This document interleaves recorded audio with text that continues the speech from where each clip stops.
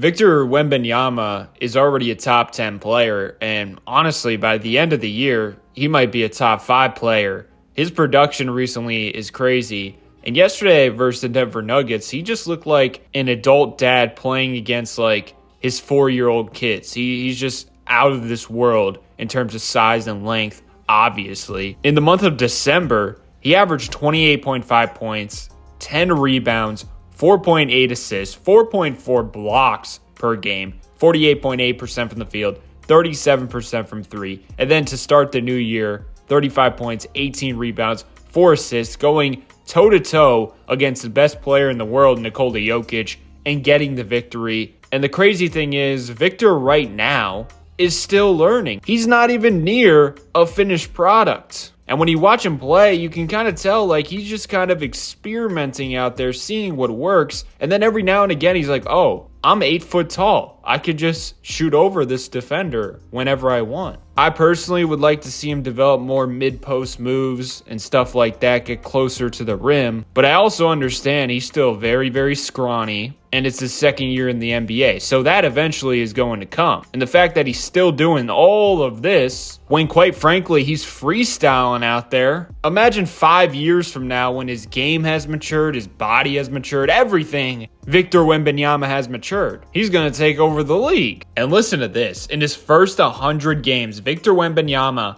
has more points than LeBron, Durant, Carmelo, more rebounds than AD, Ewing, and Embiid, more blocks than Shaq, Mutombo, and Olajuwon, more threes than Curry, Clay, and Trae Young. And this was the funniest play from yesterday for me. 94-92, big possession right here. Keldon Johnson drives to the lane. He kicks it out to his center. Little pump fake, and then a sidestep, and then he shoots it over the defender and hits it. Like, nobody at that size should be attempting something like that, and he does that on a night-to-night basis pretty much. And then, in the guts of the game, he's defending Jokic. Here, he holds his ground as best as he possibly can, and look at him. He's trying to time that block off the glass. That's insane. He nearly got it, but it just gets over his fingertips. But don't worry, Victor does not care. He's going to keep battling. Jokic, the next possession. Wemby does a great job holding his ground. Also nice help from Keldon Johnson. No need to guard Russell Westbrook off the ball. Force it out of Jokic's hands. That's just smart, high IQ defense from the Spurs. Jokic gets it back, and then it's a solid contest. Make him make that, and fortunately for the Spurs, he misses. My favorite defensive play of the night from him here in the biggest moment of the game, 17 seconds out of the timeout. Spurs still up by 1 point. They go to the Murray and Jokic two-man game, and of course, Jamal Murray sees the big body of Victor Wembanyama, and he's so scared, he's not even thinking about going into that mid-range. Look at all that space.